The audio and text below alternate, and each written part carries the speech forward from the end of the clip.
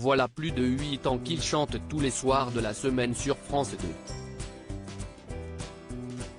À l'occasion des 15 ans de N'oubliez pas les paroles qui auront lieu ce jeudi 15 décembre, Fabien Aimovici s'est confié auprès de Télé Loisirs sur son ressenti sur le programme et son évolution. Aussi étonnant que cela puisse paraître, Fabien Aimovici n'est pas présent dans l'émission N'oubliez pas les paroles depuis le début. En effet, le chanteur est arrivé en 2014, le jeu existe depuis 2007, et il forme depuis un binôme de choc avec la choriste Magali Ripoll. Ce jeudi 15 décembre, le jeu musical présenté par Nagui fêtera ses 15 ans avec 2 épisodes spéciaux. Vincent De Dienne et Jeff Panaclock vont s'affronter dans le deuxième match, mais avant cela, les téléspectateurs de France 2 auront la chance d'assister à une confrontation unique entre Magali et Fabien. L'occasion pour le chanteur de se confier à Télé Loisirs.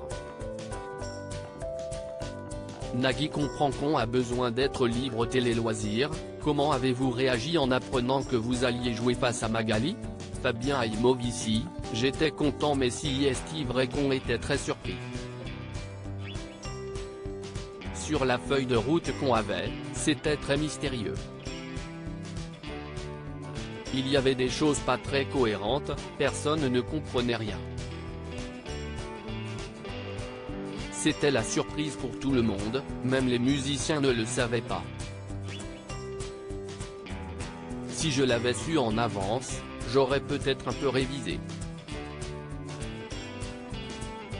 Mais pour les grands maestros, si est quelque chose qui impacte leur vie, si est une démarche importante. Je n'aurais pas été à ce niveau-là. Vous venez de terminer la tournée N'oubliez pas les paroles.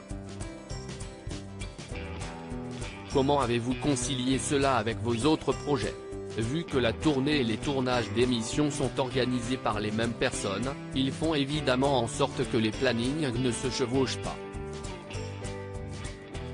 Pour mes projets à côté, si est l'histoire de la vie d'un musicien, c'est-à-dire jongler entre les plannings, trouver des solutions, se faire remplacer. Nagui comprend qu'on est artiste, qu'on a besoin d'être libre, de travailler sur d'autres projets. Tout ça est fait en bonne intelligence sans mettre personne dans l'embarras. En tout cas si la tournée reprend, je repartirai direct. Parfois je suis à la ramasse. Avez-vous constaté une évolution dans l'émission? Je m'éclate toujours autant.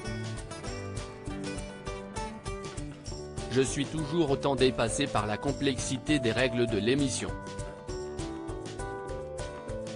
Si est ce qui m'a fait peur quand j'ai appris que j'allais être candidat, car je n'ai toujours pas compris les règles du jeu.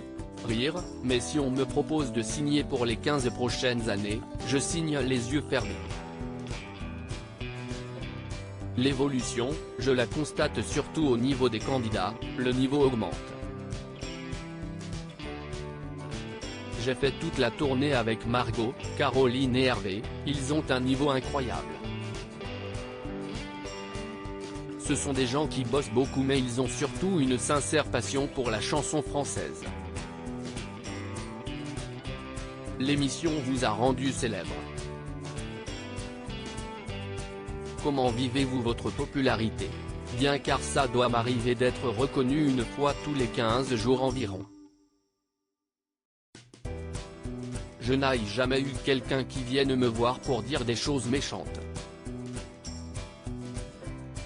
Tout le monde m'a toujours dit des choses douces et gentilles, surtout ils m'ont donné l'impression d'approuver ma façon d'être. Je les fais marrer et ça me touche beaucoup.